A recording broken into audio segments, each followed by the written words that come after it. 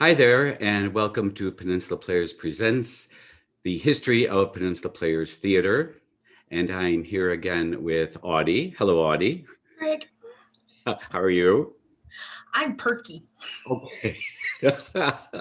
Well, good. Excellent, excellent.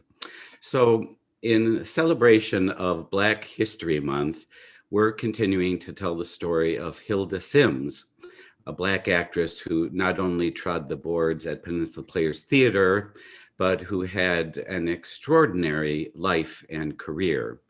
And Audie, I know you've been very involved in researching her and everything, and you found it interesting, I, really. I, I did, and what fascinated me so much was not just the accomplishments of her career, but what she also did for everyone else around her. In later years, with her work with the Human Rights Commission, she was a research assistant and really was the voice of trying to get work for other people of color, not just roles on stage and film and television, radio, to express the humanness of them, but also it within the industry of either it being wardrobe or ushers or public relations people, but just really supporting those around her for the betterment of all. Yeah, she did some amazing work both as an artist and, as you say, human rights activist. This is in the 40s and 50s. Right, correct, and also then into the 50s and 60s. So it was just, she fascinated me just as much strength as she had as Caroline with her convictions of setting her goals and uh, working towards those and striving for them. Yes, I can understand why Caroline was attracted to her and having her come out to Fish Creek. Mm-hmm. So, so as a reminder of where we last left, Hilda Simms is on her way to London with Anna Lucasta, a groundbreaking production that had made her a star on Broadway. And so they're in London until 1953, and Richard, he follows her there. He does. He's involved in a show in the United States along with Julie Hayden, that they're in this production. And once that closes, he then gets on a boat and goes to Europe as well and joins her there and befriends the entire cast. And there's these lovely montage photos of the cast with Dick touring Piccadilly and all of these other places in England, and how welcoming they found it, that the entire cast found all of the British people very welcoming to them and felt very receptive and at home there. And the opening night performance received a standing ovation, which we just learned today when we were. Yes, talking earlier.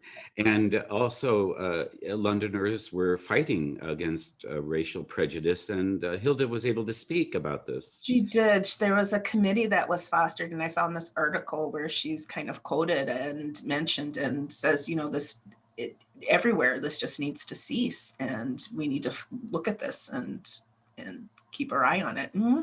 And you called Richard Dick because he was using a stage name Dick Wagner, right? Yes, he was, and that's how he's referred to. So it's, I switch back and forth, but he's referred to as Dick. So. And so they end up getting married. They do. In 1948, they take a trip to Scotland, and at midnight, with no electricity, they are married and witnessed by a couple of policemen. And then they scamper back to London because Hilda's still performing. So, but there's been some lovely announcements in newspapers across the country, and then they're married. So. And they were a very handsome couple. They were, and handsome together, and both of them have very sparkling personalities, and they're both very intellectual and very accomplished in different things. So they're both musically talented and just stimulated. So the conversations they probably had, it made me think of all of the people Caroline and Richard would be drawn to, that artistic genius and balance. back and forth of conversations. So after the marriage, Hilda's still doing Ana Lucasta, and I believe that the cast of Ana Lucasta was studying French because they were hoping that they would then move from England to Paris to do the Paris production of Ana Lucasta as well. So, and which unfortunately there was a production in Paris, but not with them. And so Ana Lucasta ran about a year in London, and then they decide to move to Paris anyway. They do. They pack their suitcase, a suitcase each, and get on the ferry, I believe is what's there at the time, and they get to Paris and they just start living there. They've rented a house that Hilda's mother calls haunted. They live in some haunted house and they start to form a life there. And they're looking for performance roles. They're looking for things still to do in the arts. And they go to French theater and they're starting to study not just French, not just the life and the language there, but also Italian and Spanish. And Richard eventually gets a job with the Cannes Festival. No, the Mutual Security, he does eventually, but the Mutual Security Commission that is set up for the Marshall Plan. So he's working there as a writer. The Marshall Plan, I wanted to add, it was an initiative passed in the United States to give foreign aid to Western Europe after World War II. Right, so it's a U.S. Foreign Aid Office, so he's got to probably get some security clearance for the both of them for him to work there. So while he's doing that, Hilda's learning the different languages, and she's gotten a connection with Edith Piaf's vocal coach, and so she's learning how to be a chanteuse, and she starts performing in Paris nightclubs under the name of Julie Ricardo. And she's also taking Spanish dance lessons, trying to prepare herself for any opportunities to play Carmen Jones, either on stage or, so they're continuing to hone their craft and gain some skills, but they're not finding a lot of opportunities for people. Even though one night when she was performing as Julie Ricardo in the nightclub, she had a visitor. She did. Gregory Peck walked in and heard her singing and looked over and was like, "That's Hilda Simms." And her cover was blown. And I had mentioned the Cannes Festival because Richard also directed for that. He did. He directed, I think, about 3 operas for that festival during his time there. By Giancarlo Menotti, who wrote Amal and the Night Visitors. Right. And so just it's blowing my mind. You know, he plays the cello, he directs opera, he's a performer himself and a writer. So their collaboration efforts were amazing. I even found they did radio programs for the BBC. So Richard had written and Hilda had written and performed in these radio programs that were then broadcast on BBC radio. So, and they continued to work there in 1950. Hilda did a play that was written by Pablo Picasso. Yes, I was like, oh my goodness. So apparently Pablo had written this play in 4 days in 1941 when he was starving, and it is a bit bizarre. And critics say we only think Picasso can understand it. And it involves one of the actors, I think, being a potato, another one a tart, and a few other odd things. And one critic said Picasso's a better painter than a playwright. Just stick to painting. An interesting project to be involved in. And interesting that the narrator was Dylan Thomas. I know. It was just, you know, and I'm reading some of these, like some of the, one of the lines was like, you know, finding the articles, I'm just like, oh. Oh, I've had to say that in so many plays. Yes. And she also did another play there called Gentle People in London. Oh, which was just wonderful for her. There was these beautiful photos of her in this silver dress at the opening party for it. And there was a whole story where the dress from Paris didn't arrive in time, but her friend who was a seamstress got a hold of some silver lame and whipped it up in 2 days for her. And the theater goers were really appreciative of her performance and thought she was just wonderful in the show. And one of the critics' comments was, she shines like a ruby in the bottom of a dustbin. And what a compelling actress we have been missing. Mhm. So those were just really nice things to read about her performance at that time. And then she bumps into someone. She does. They are friends with Joe Lewis and his ex-wife Marva, and they have been taking them around different places. And eventually, the producer and director of Who Wants to Make the Film the Joe Lewis Story runs into Hilda and convinces her to play Marva in the film. So if that connection hadn't happened, I don't know if Dick and Hilda would ever have returned to the United States. They might have just stayed in Europe. So they both pack up what they're doing and they return to the US then in 1953 to film this.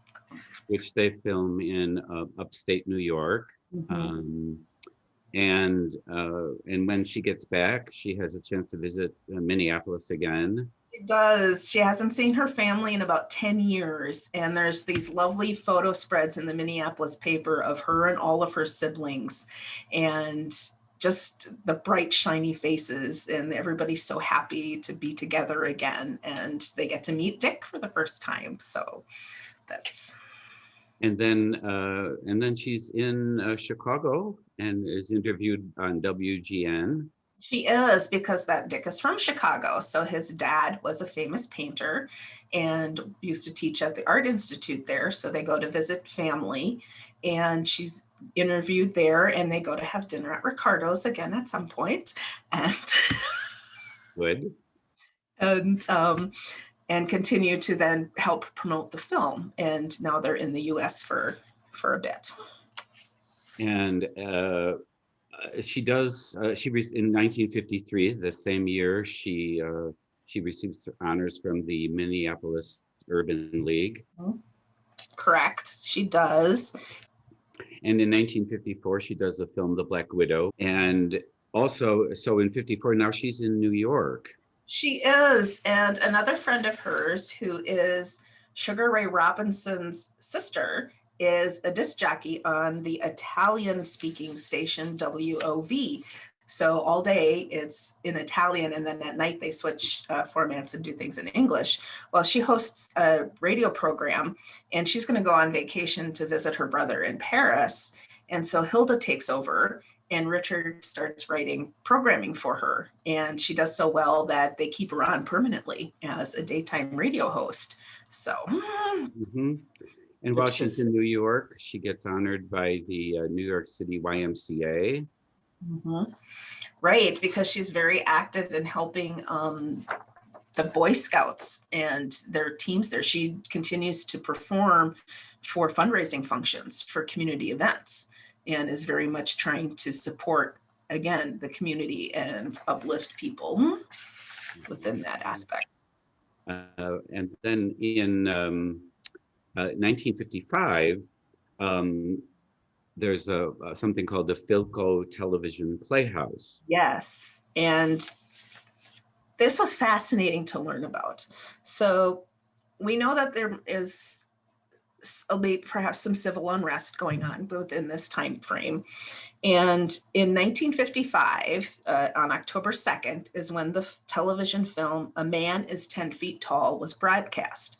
And a little back history to this event I found out was that the Philco Television Playhouse, which we've heard about before that other company members at Peninsula Players have performed on, has been around since 1948-49. But this year, Philco's decided to stop its sponsorship of this program, and they have decided that this one was going to be their last. But nobody really knew that. It was all in-house type of information. Well, the script writer who's writing A Man is 10 Feet Tall, had seen a performance of Sidney Poitier's in another project he was working on and thought it really reminded him of his friend Tommy. And so he decided to write this script with him in mind of the story of a Black man who ends up dying helping his white friend.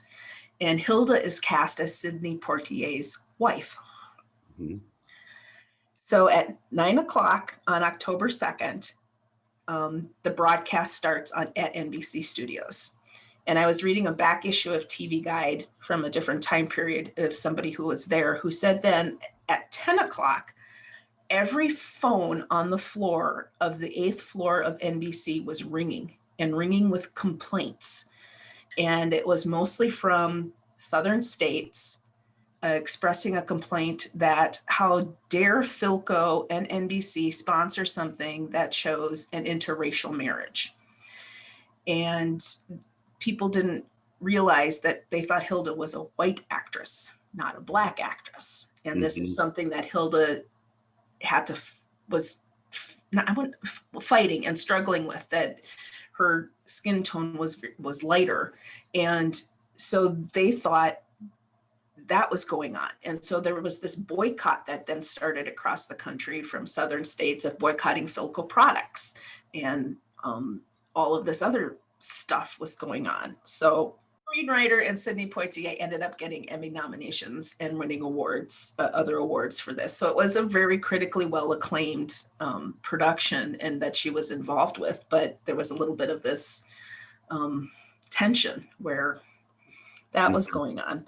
And at the same time, in 55, Hilda had scheduled a 14-week USO tour of armed forces in Europe, and the Department of Justice canceled it.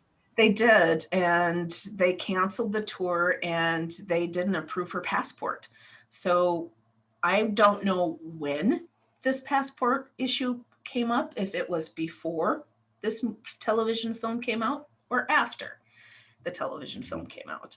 And also, we're at the beginning of December of 1955 is when Rosa Parks is arrested in Montgomery. And shortly thereafter is when the bus boycotts start happening. Mm-hmm. So all of this is going on, all sort of at the same time.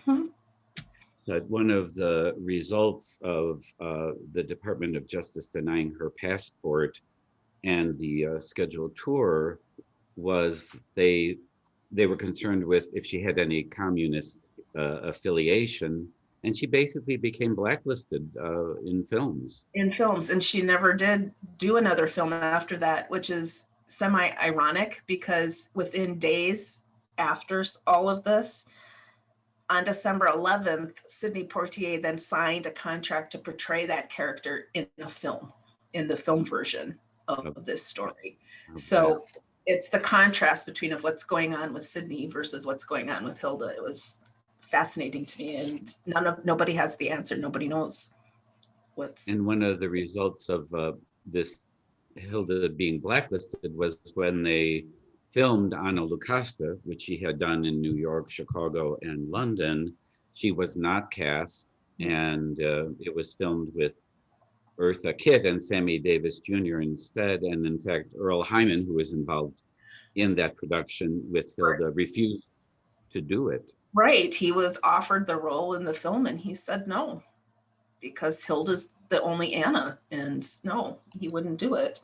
And then also, ironically, Hilda replaces Eartha Kitt in a play production of Ana Lucasta in LA. And right. So, and she was very proud of Eartha. When Hilda returned to the United States in there, she was very excited for how wonderful it was to see Eartha Kitt and all of these other Black performers getting these roles and starting to get this. So she was very excited to be back in the United States because she thought this, she felt that this was now happening for everybody. And then to have this happen to her, it was personal. So in this post-blacklist part of her life, she, being the person she is, extraordinary, she continues to stay quite busy and lots of other different things, and she- still performs. Yeah, and she still remains very active and outspoken. So in 1956, she becomes the hostess of the Expo of Progress in New York, which is an entire week event featuring the contributions of, as they said, the American Negro to industry and arts at the time. So Mhm. she's there every day showing around displays. She gives tickets to the mayor.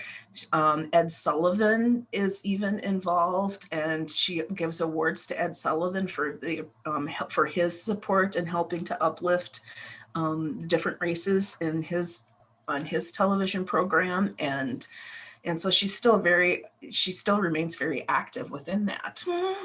And she's also, doing performances for the Boy Scout events in Manhattan. Correct. Yes.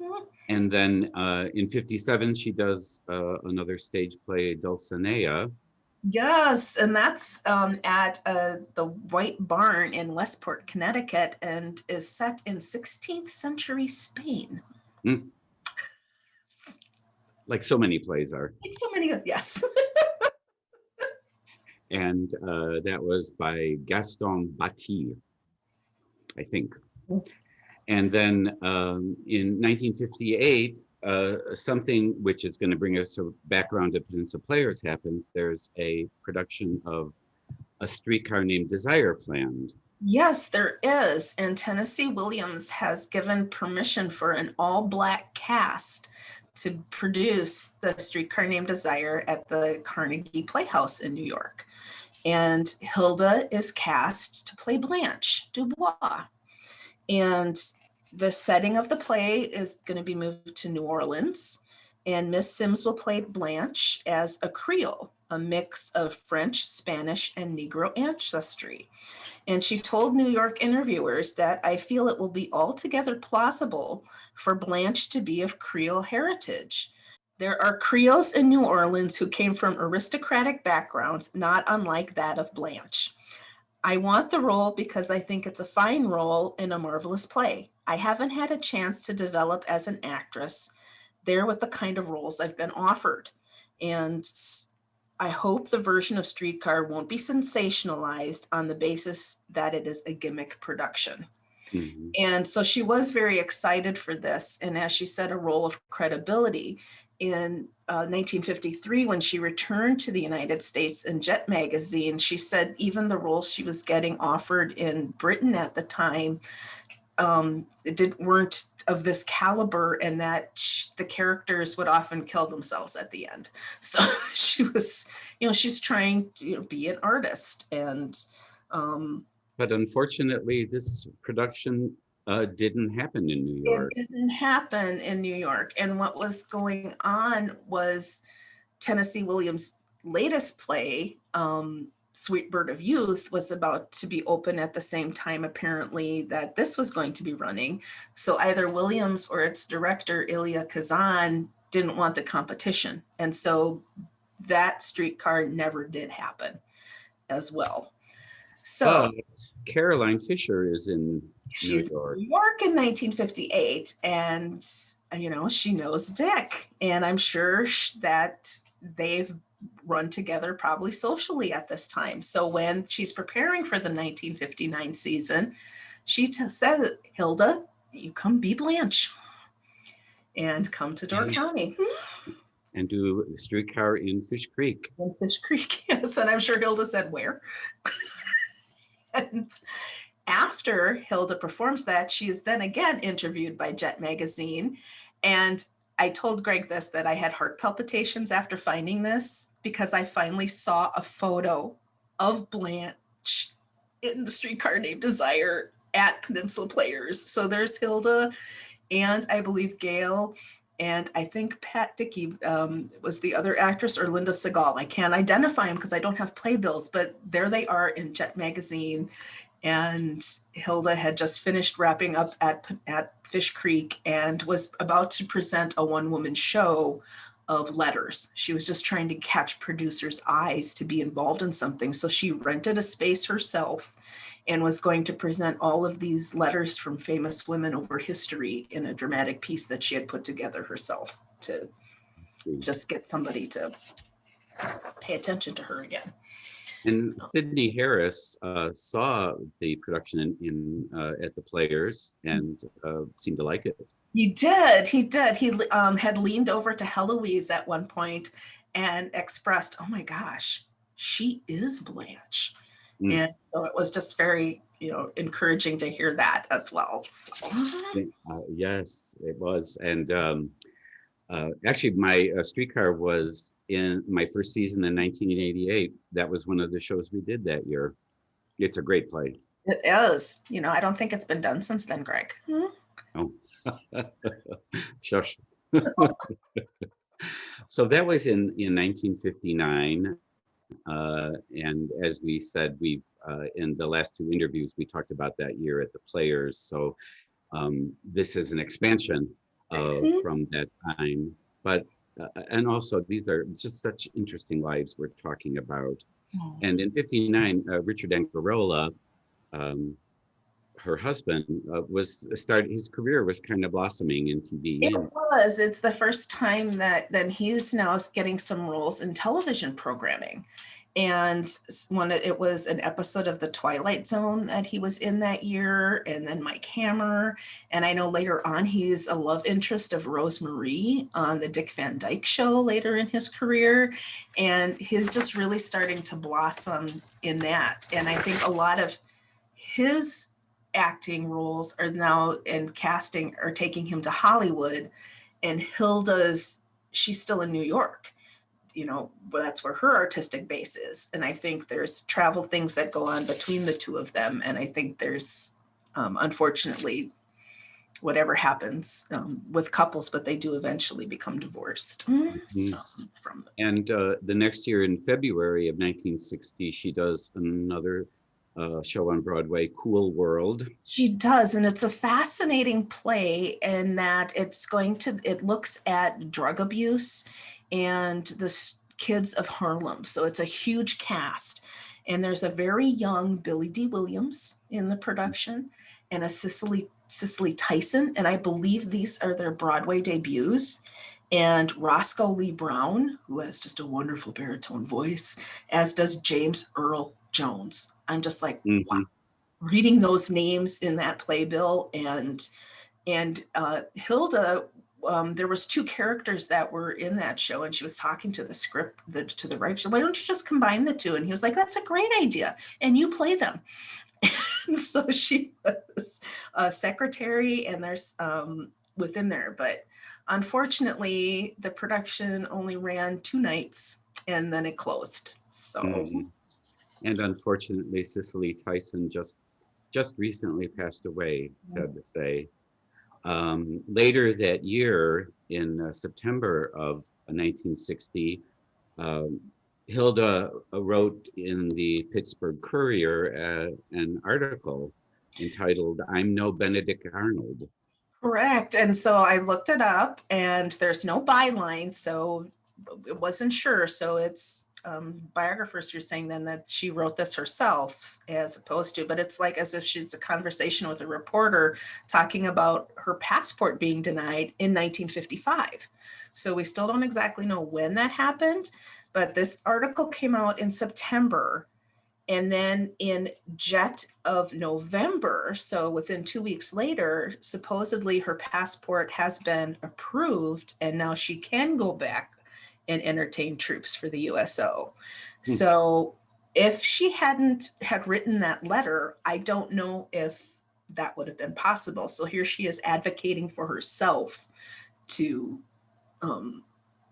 get that passport back and say, no, I'm not a Benedict. I'm not. I'm the most American person there is. Yes, she was very supportive of so many organizations and causes. And as you mentioned, in 1962, Hilda and Richard divorced. And then, but she, of course, continued to stay busy. And during the 60s, she earned her master's degree. She did. You know, her first love was teaching. And so she went back to school and earned her master's degree in education, and another source that said psychology, and maybe she earned both and had 2 master's degrees. but she went and did that and earned those degrees. And then also at the time, she was also starting to be disillusioned about the roles available to her, and was working with Frederick O'Neill, who's now the first Black president of the Actors Equity Union. And together, both of them are trying to promote and have commissions to find out how many Black artists are working. And she's working to help promote that and to increase that. And she also gets cast in a television show called Nurses and plays a Black neurologist. Mm-hmm. And so she's doing all of this at the same time. And there is a point that she asks to be written out of the TV show for a little bit because she wants to go back home to Minneapolis and be with her mom, who's ill and passes away. Mm-hmm. And during the 2 years, 62 to 64, that she was doing the TV series, The Nurses, she did another show on Broadway. She did, and it's a musical, and it's a story about two sisters opening up a storefront church in Harlem, and it's called Tambourines to Glory, which also features Lou Gossett Jr. So just all of these different talents. So she got to sing and dance and pull all of that together into this production. So. And in 1967, as a side note, you want to talk about Loving's Law was passed? I do. So in all of this time, we've mentioned different marriages and so forth, but it wasn't until 1967 that Loving versus Virginia was passed by the Supreme Court, which then took all of the interracial marriage laws that were across the country and quashed them and considered them null and void. And at the time, there were 16 states still across the US that would have considered, I think, any of Hilda's marriages to Dick and Bill as illegal. And up until that point. So, even with all of the civil rights stuff going on, it wasn't until 1967 that was quashed. And again, Hilda continues to stay busy. In 1970, she does a revival of The Mad Woman of Chaillot in New York. In New York, yes. And part of a huge cast, and that's exciting. And then in 1971, she follows up with another project with Frederick O'Neill. So in 1971, Hilda and Fred O'Neill Hampton record Great American Negroes in Education for an album. So it's a sound recording. Mm-hmm. Gosh, I wonder if that's still available. And then she is appointed to the Human Rights Commission in New York. She is, and she continues to be active. She becomes creative arts director for the division of that and puts together theater therapy for programs, not only just race relations, but also with to help drug treatment programs in that aspect. So she's using going back to her first love of teaching and education and trying to help people in that aspect. And she's also a liberal arts consultant. So she goes around to different universities and looks at how to help grow those programs and to encourage more Black writers and to try to pull them into the arts industry, and helps in that aspect as well. And she's honored by the Harlem Hospital School of Nursing and the National Council of Negro Women, among others, for her work there. Mm-hmm. And she continues that work for quite a long time. She does, and she just continues to remain an activist and does an occasional, play reading and everything else, but just she stays busy until then, until she develops a cancer and then goes to spend some time with her sister. And she died from pancreatic cancer in Buffalo, New York. And that was the end of a quite amazing life. And this is only a little bit of what this was. And she's certainly someone, I think, who deserves to have a book written about her. Exactly. Yes. And that was, I hadn't found one. And I was just even as a fellow Minnesotan, you know, I grew up in Minnesota. I'm like, just even a citation from somebody about her amazing life would be amazing, you know, to see, Mhm. and her accomplishments and her drive. And so, anybody else out there from Minnesota? Let's do this. Okay. Well, Audie, thank you for that. And thank you for our being able to do this in honor of Black History Month. And we will see you next time when we continue on with the history of Peninsula Players Theater. And we go into 1960, which was, again, a fraught year for the players. So thanks for being with us. Thanks, Audie. Thank And you, Greg. Thank you. we'll see you next time.